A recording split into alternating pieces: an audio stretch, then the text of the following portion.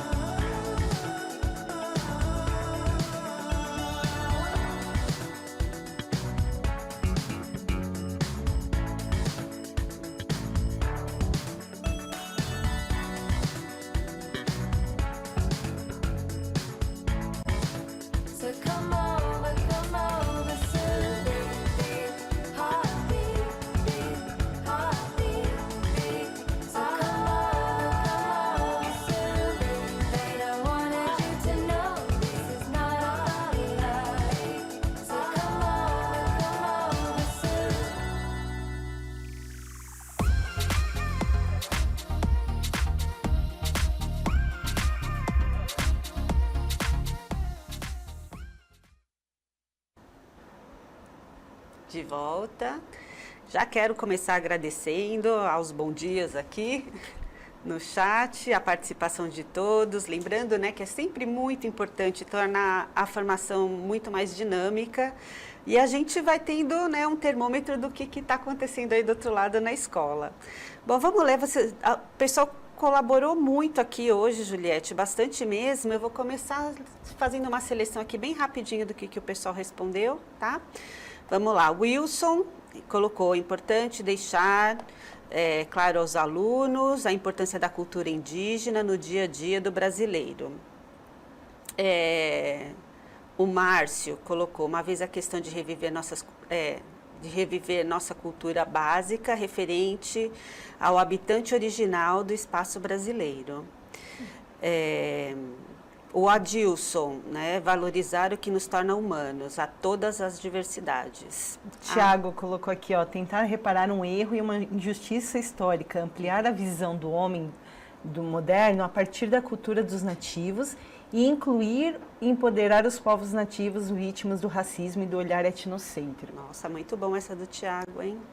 Aí o pessoal colocou bastante coisas referente à valorização da cultura, né? Teve bastante valorização da cultura, respeito. De resgatar a cultura também. Aí acho que a gente pode problematizar um pouco, né? essa questão do resgate cultural, né, professora Paula? Isso. Porque, assim, é importante que a gente tenha noção, quando a gente falar de cultura, que a cultura, ela está sempre em transformação, em atualização. E com os povos indígenas não é diferente, né? Eles sempre estão atualizando a cultura, né? Então, quando a gente fala de resgatar, a gente tem que tomar um cuidado, porque a gente não está pegando uma coisa do passado e trazendo para o presente, resgatando, né? A gente tem que levar em consideração essa atualização, né, do cultural. Quando a gente está falando de cultura, a gente está falando de algo que é muito dinâmico, né, que está em movimento constante, né? Nós não vivemos como vivíamos há 500 anos atrás, né? Então não dá para a gente imaginar que os povos originários também vivam da mesma maneira. Quando a gente está falando de tradição, a gente está falando de modos de fazer que são passados de geração para geração, mas esses mesmos modos de fazer e pensar, eles são atualizados, né, com o tempo. Então, a gente tem que tomar cuidado com essa palavra de resgatar o passado e colocar no presente, mas levar em consideração esse movimento, né, professora Exatamente. Paula? Lembrando que cultura que está parada, né, essa ideia da gente resgatar é cultura que está morta, né, está estagnada. Ela parou com essa dinâmica, então ela está morrendo, né, e não é exatamente disso que nós vamos falar aqui hoje. Pelo contrário, os povos indígenas estão não só ressignificando, mas atualizando a cultura constantemente. Exatamente. Bom, a temática, né, que a gente está abordando aqui hoje, né, ela traz uma questão referente aos temas contemporâneos transversais, né, e o currículo. Vamos falar um pouquinho sobre esses temas contemporâneos, né, lembrando que quando a gente está falando, né, além de temas contemporâneos, da questão da transversalidade, né, que não é algo novo, a gente já discutiu isso numa outra TPC, né, não é algo novo, a transversalidade, ela está presente desde lá dos PCNs, né, então, assim, a gente pensar que dentro do currículo a gente tem alguns temas que perpassam todos os componentes, né? Não dando importância para um componente ou outro abordar determinado assunto, mas que ele passe, ele percorra por todos os componentes. Vamos ver o que diz o currículo, né? Em relação aos temas contemporâneos transversais. Diz o seguinte: uma escola do século XXI deve estar comprometida com a formação de jovens para uma sociedade justa, solidária e democrática. Para tanto, a proposta pedagógica deve prever o desenvolvimento de processos educacionais colaborativos e dialógicos.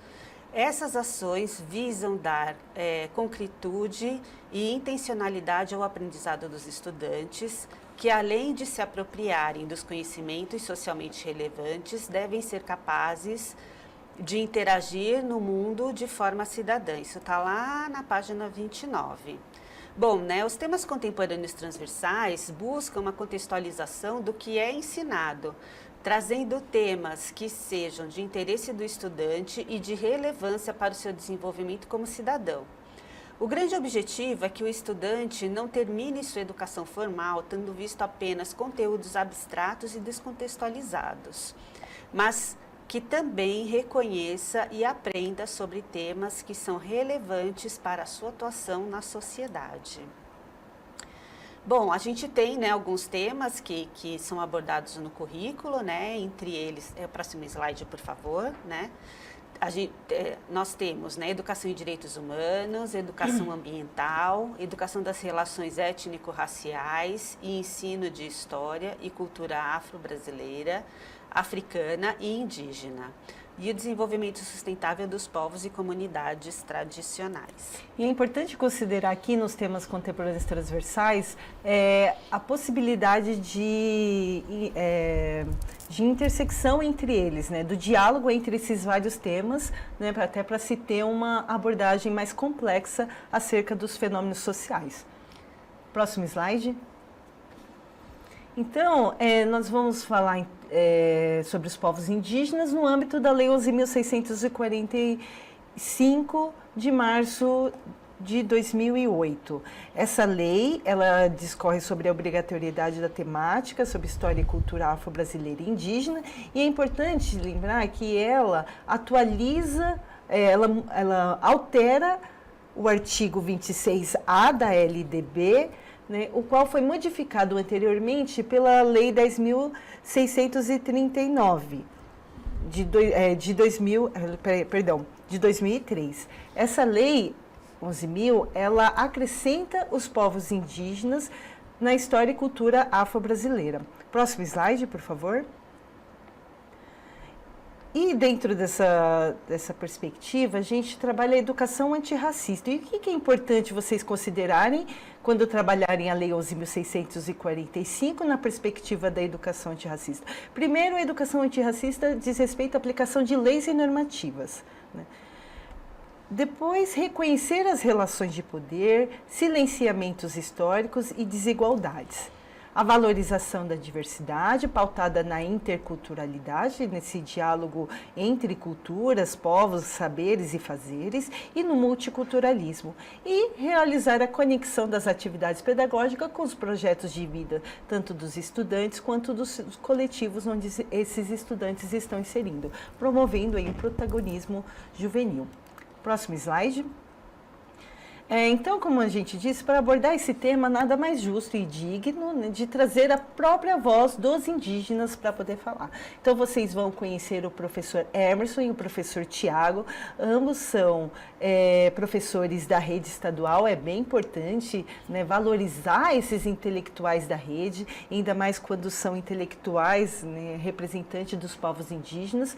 Eles são representantes dos povos Tupi e Inhandeva, e eu vou passar o vídeo para vocês poderem desfrutar da fala desses professores e anotem tudo, porque as falas deles são bem pertinentes aí para a gente trabalhar em sala de aula.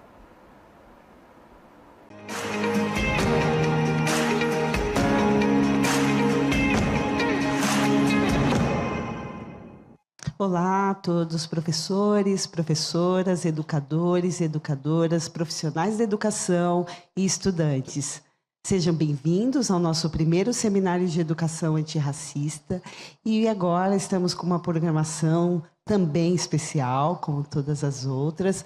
O nome dessa mesa de discussão é Educação Antirracista, Temática e Pensamento Indígena no Currículo. E para fomentar essa discussão, eu estou aqui com dois convidados ilustres, nossos queridos professor Tiago Inhandeva, da Diretoria de Ensino Região Bauru, e professor Emerson Guarani, da Diretoria de Ensino da Região Leste 3. Tudo bem, professores? Tudo bem. Esses professores são assim, conhecidos meus há alguns anos, né, venho acompanhando o trabalho e também, né, a luta dentro do movimento indígena, e os convidei aqui porque eu acho vocês, assim, não só pessoas de grande comprometimento para os povos indígenas, mas eu acho que também intelectuais, né, indígenas, que podem aí fomentar muita discussão e contribuir para a nossa discussão no âmbito da educação básica.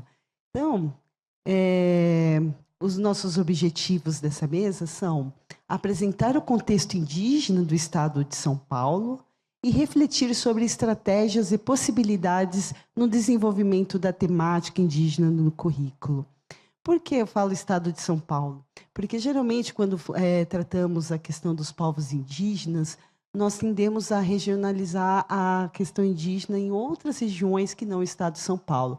Estado de São Paulo tem presença indígena, e não é pouca, né, professores? Eu vou passar, então, a palavra para os professores se apresentarem. Muito obrigada por aceitar nosso convite, né? Lembrando que são professores da rede também e estão aí com a gente para colaborar. Passo a palavra para você, professor Emerson. Boa tarde a todos e todos. Queria também agradecer em nome das comunidades indígenas de São Paulo, justamente porque é um tema super importante, como você já abriu, né, essa questão. E normalmente a gente tem essa imagem que é uma imagem muito congelada, né? Essa imagem que a gente sempre coloca os indígenas como se fossem indígenas que estivessem na floresta, andando nu. Então, me parece que é uma coisa muito óbvia, né? Mas a gente ainda vê isso acontecer no dia a dia das escolas. A gente ainda sabe que as coisas estão sendo ensinadas de uma forma completamente equivocada. A escola também tem um papel fundamental nessa história. E como um indígena que vive vamos dizer assim, em contexto de cidade, porque eu vivo na zona leste de São Paulo, na Leste 3, especificamente na cidade de Tiradentes, na Escola Jardim Vilma Flor, e, ao mesmo tempo, eu sou um professor e a minha família está junto da família do Tiago na aldeia, e a gente se conhece de lá, e mesmo nessas duas dimensões, nesses dois lugares, né, a aldeia e na cidade, a gente sabe bem o quanto é difícil essa discussão e o quanto que essa discussão é importante para os povos indígenas, justamente porque tanto eu quanto o Tiago, a gente faz uma discussão muito séria, que é trazer, né, para os povos indígenas o local que realmente eles deveriam estar dentro do currículo. Então, eu queria dizer que São Paulo, é bom a gente sempre frisar, principalmente a cidade de São Paulo, é a maior cidade em população indígena, de indígenas em contexto urbano, a quarta maior cidade do país em indígenas que vivem na cidade. São duas coisas diferentes, né?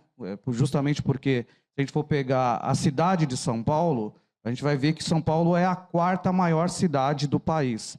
E se a gente for pegar em contexto urbano, né, até porque as aldeias que estão aqui na cidade de São Paulo, do Jaraguá e Parelheiros, são cidades que estão dentro da grande de São Paulo, da capital paulista. Então, também estão em contexto urbano. Somando os dois, a transforma na maior população indígena em contexto urbano do país. Então, essa temática é super importante porque remete a um processo de migração intensa que se deu nos últimos séculos. Mas eu queria abrir um pouco para o Tiago, né, para ele se apresentar e depois a gente discutir mais isso aí. Boa tarde a todos da plateia, boa tarde, Juliette, todos que nos acompanham, a diretoria de ensino de Bauru, os professores indígenas. Hoje aqui nós estamos dentro do centro de mídias, né? Muitas vezes acompanhando de fora, e hoje aqui, né, participando ao vivo. E falar da temática indígena no estado de São Paulo é mostrar a diversidade no estado de São Paulo, que muitas das vezes é esquecido, às vezes acham que não tem a presença indígena no estado de São Paulo. E pelo contrário, como o Emerson acabou de colocar, é uma cidade com a presença muito grande de indígenas e de diversas etnias aqui na capital.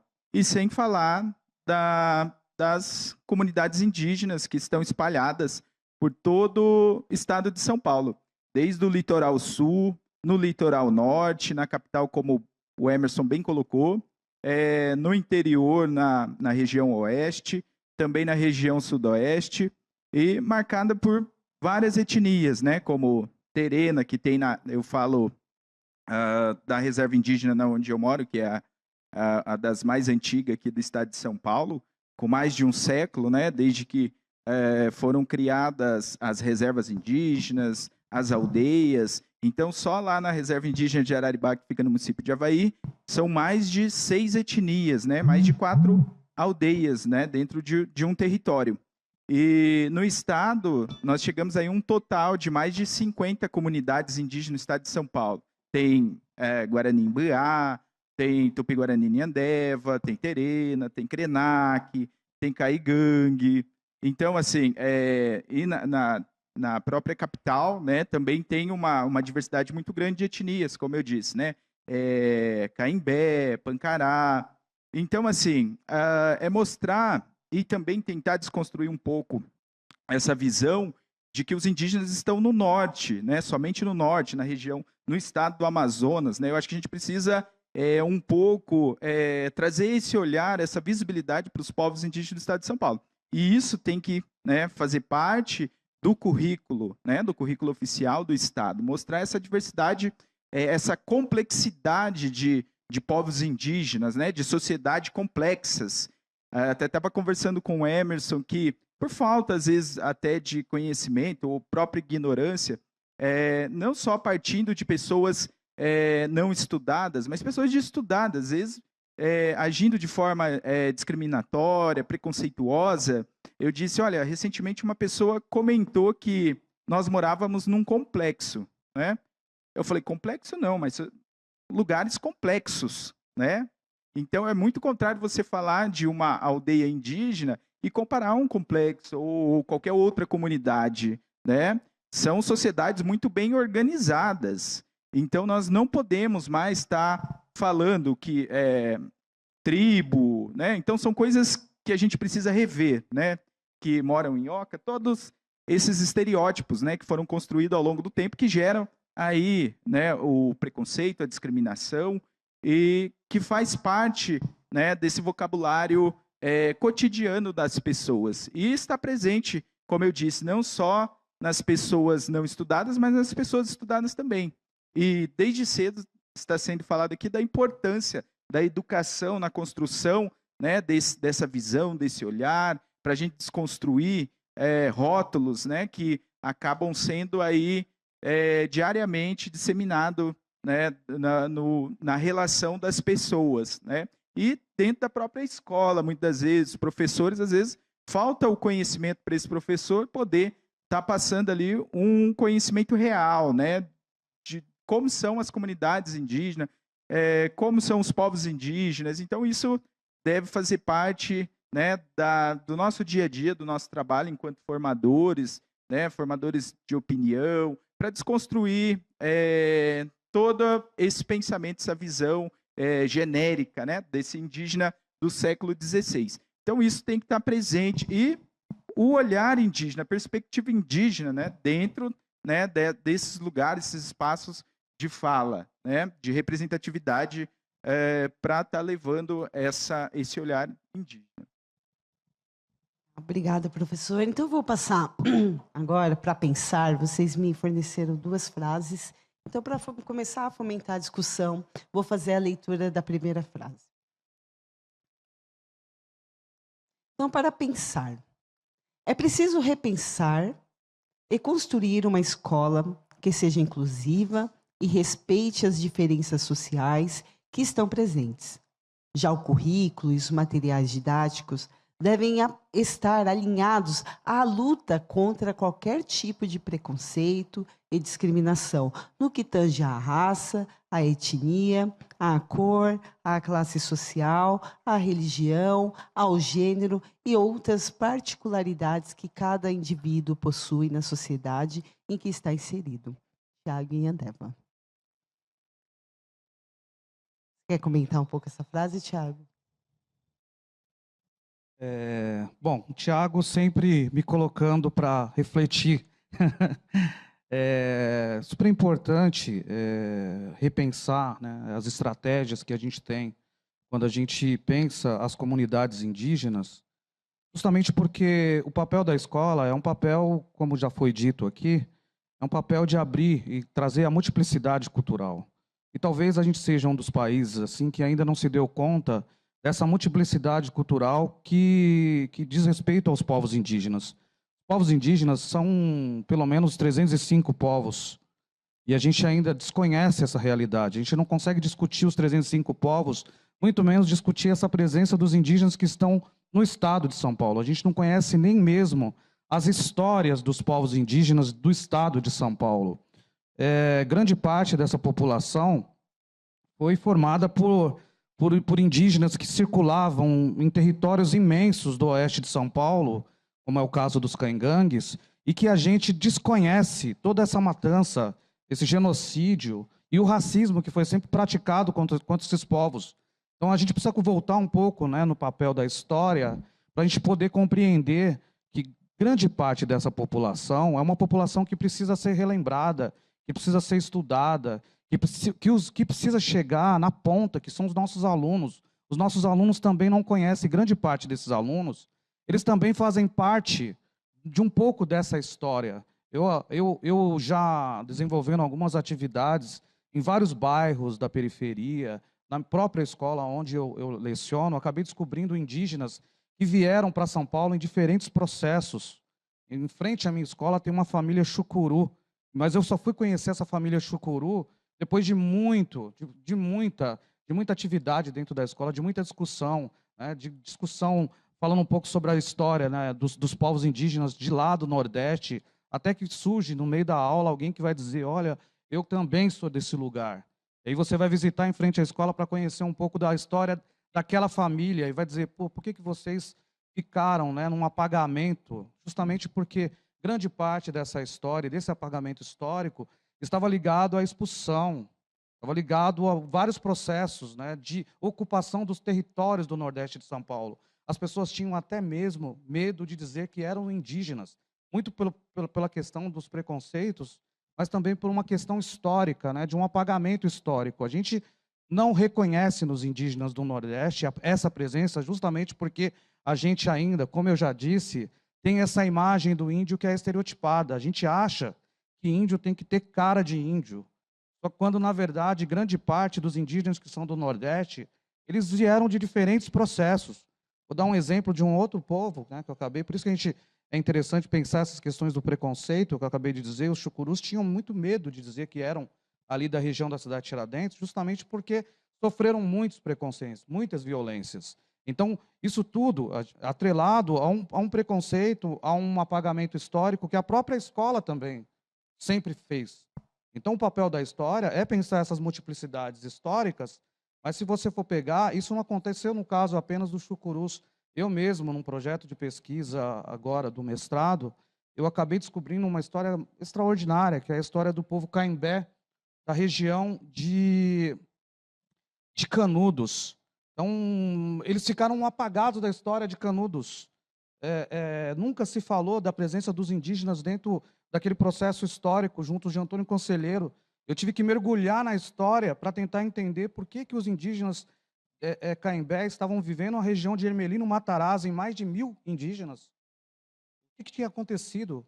Por que tinha acontecido? O que eles estavam fazendo na cidade de São Paulo? E por que São Paulo se transformou na maior cidade em população indígena? Então, eu fico imaginando, né, o quanto esses indígenas no entorno não sofreram preconceitos e apagamentos históricos, e o quanto nós, enquanto educadores, precisamos começar a retomar essas histórias, retomar essas trajetórias, começar a dialogar com esses indígenas, tentar entender um pouco mais do nosso bairro, da nossa presença nesse bairro, a maneira como esses indígenas chegam em décadas anteriores e vão praticamente construindo os bairros da cidade, reterritorializando, e a gente não consegue dar conta de que esses indígenas vieram, né, justamente aqui, parte de um processo que começou lá atrás, mas que eles chegam aqui, reconstroem São Paulo, constroem os verdadeiros arranha-céus que existem aqui, porque grande parte deles vieram para trabalhar na construção civil e construir o que a gente tem aqui na cidade de São Paulo, e a gente não os reconhece nem mesmo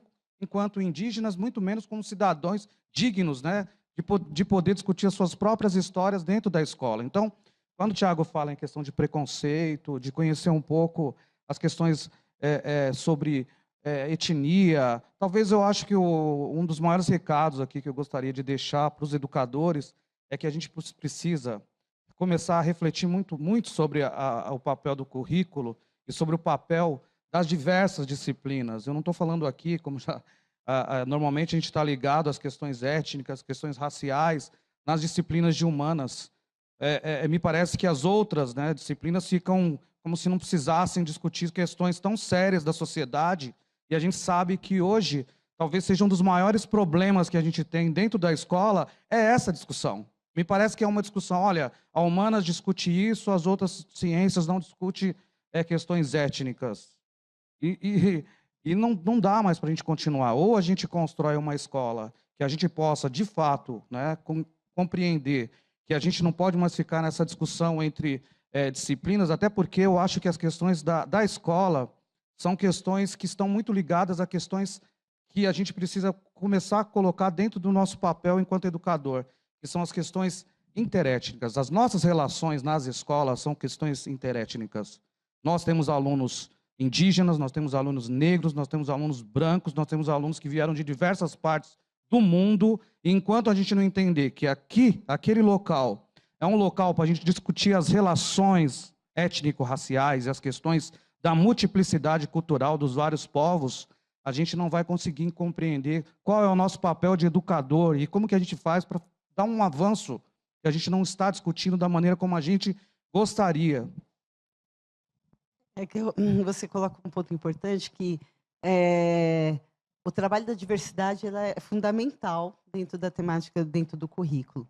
Mas muitos, às vezes, traz essa questão da diversidade, mas a gente também tem que tomar muito cuidado de como trazer essa questão da diversidade, né? Porque o cuidar, para não ficar na celebração da diversidade, mas, né, observar os tipos, como você pontuou bem, os tipos de relações que estão envolvidas nessas relações étnico-raciais, e principalmente se passa em relações de poder, né? Relações econômicas, relações, né, globais, né? Porque é esse cuidado só que eu queria pontuar da sua fala. Bom, eu penso a escola como um ambiente, já foi falado aqui também, que é um instrumento de luta, né? É um instrumento de luta, fazer desse ambiente um instrumento de luta, de resistência, e despertar em nossos alunos o sentimento de pertencimento, né? Eu acho que de quem eles são, como a aluna aqui de manhã falou, a Leti, né? Então, a gente consegue enxergar nela esse sentimento de pertencimento de quem ela é. Então, muitas das vezes, os alunos ou os próprios professores não conseguem alcançar esse objetivo, né? Daquele aluno, ele resgatar, ele trazer a sua origem, né? Para ele saber de onde que ele veio e para onde que ele vai. Quando a gente cobra a luta, né, pelos seus direitos, pelos espaços, aquilo tem que fazer sentido para ele. Não adianta também a gente incutir na cabeça dos nossos alunos, né, talvez essa coisa um pouco romantizada, talvez da diversidade, agora é inclusão e tudo mais, mas tem que despertar também esse sentimento de pertencimento, que ele é afro-brasileiro, né, ele é afrodescendente, ele é indígena, ele é descendente de europeu e aí por aí vai. Então, eu acredito que uma das coisas que nos coloca de novo no rumo de construir uma educação realmente inclusiva, que respeite toda essa diversidade de pessoas, né? Independente em qual espaço da sociedade ela ocupe, mas precisa ter sentido aquilo para todo mundo, para o professor também, né? Senão fica só mais uma coisa, uma obrigação de currículo, né? Está no currículo, eu tenho que ensinar isso, mas tem que fazer sentido para ele também. O porquê ele está trabalhando aquele determinado conteúdo, porque aquela habilidade faz sentido com aquele determinado conteúdo. Então, instrumentalizar não só a escola talvez prepara um excelente material, mas tem que preparar todo mundo, tem que preparar o professor também, tem que formar o professor para trabalhar com esses instrumentos, senão ele não vai saber manusear aquela ferramenta que der para ele, né? Então, eu acho que repensar a escola de que forma trabalhar, né, toda essa relação de pessoas, a diversidade cultural existente, para que faça sentido e no futuro, né, cada pessoa, cada cidadão, ele sinta orgulho de quem ele é, de onde que ele veio, das suas origens. Então, eu acho que isso é uma das coisas que precisa estar sendo trabalhado dentro do currículo, né? Instrumentalizar não só a escola, tem que ser um compromisso, né, do Estado, tem que ter políticas públicas realmente efetivas para que se construa de fato, né, esse espaço de afirmação da sua identidade, né, através dessas relações étnicas, raciais, sociais, que estão presentes dentro da escola pública, principalmente, né, que é talvez o espaço educacional com mais diversidade. Então, trabalhar em cima de repensar a escola mesmo, repensar o currículo, instrumentalizar todo mundo. Obrigada pelos professores, pela participação no chat. Eu também gostaria de agradecer aqui o professor Emerson e o Tiago novamente, as falas são muito pertinentes. Hoje a TPC é para todos os componentes, não somente para a história, como fala história e temática culturas indígenas. A Lei 11.645 de 2008, que discorre sobre a temática cultura indígena, quer dizer que ela passa transversalmente por todos os componentes. O pensamento, perspectiva indígena é para todas as áreas, tá bom? Então é importante que isso fique bem claro. E é isso, né, professor? Então a gente vai para o desdobramento. Na próxima TPC a gente tem mais, fala desses professores. E podem ir colocando já no chat a avaliação de vocês, o que vocês estão achando. A gente sempre lê o chat e isso ajuda a nós a aperfeiçoarmos nossas formações. Isso, vamos lá para o segundo tempo, né, do nosso bate-bola aqui. Vamos para o desdobramento. A sugestão é, como desdobramento, no sentido de fortalecer as vozes indígenas, recomendamos assistir ao vídeo de lideranças indígenas do povo Guarani da cidade de São Paulo e anotarem em seus diários de bordo ideias de possíveis aulas que possam fazer a articulação com a história e cultura indígenas. Eu vou pedir para que volte, por favor, no slide anterior. A gente tem aqui, né, como vocês sabem, a pauta fica no repositório e a gente tem aqui redes sociais de alguns desses indígenas, né, que estão presentes. Entre eles tem o Thiago, né, que está aqui e que vocês acessem, né, e conversem, né, eles são abertos à conversa, ao diálogo aqui nas redes sociais. E eles sempre estão postando os temas e as discussões e lutas contemporâneas, né? E do desdobramento é a fala de uma liderança mulher indígena que vocês vão assim gostar muito, é bem pertinente e tocante. Essa liderança indígena é do povo Guarani-Mbiá, ela mora atualmente aqui na cidade de São Paulo. Isso para reforçar que nós temos presença e luta indígena no estado e na cidade de São Paulo também, tá? Então é importante vocês sempre reforçarem esse caráter de luta, desigualdade e também de reconhecer seus saberes e perspectivas indígenas. É isto. É isso aí, Juliette. Só para a gente passar rapidinho, né? A gente tem aqui os informes da rede para falar do nivelamento, a programação do CMSP, o banco de talentos. A gente pede, aí teve até alguém aqui no chat que falou, né, dos indígenas no CMSP. Vamos ver, né? E também vocês, né, convidando os professores que estão aí do outro lado, né, como a Juliette já pediu, o pessoal já está colaborando aqui no chat, né, para falar da avaliação. E a gente traz também aqui no final da nossa pauta as referências bibliográficas. Hoje a gente vai ficando por aqui, né, por enquanto, daqui a pouco tem mais a TPC, e logo mais a gente está de volta. Até logo.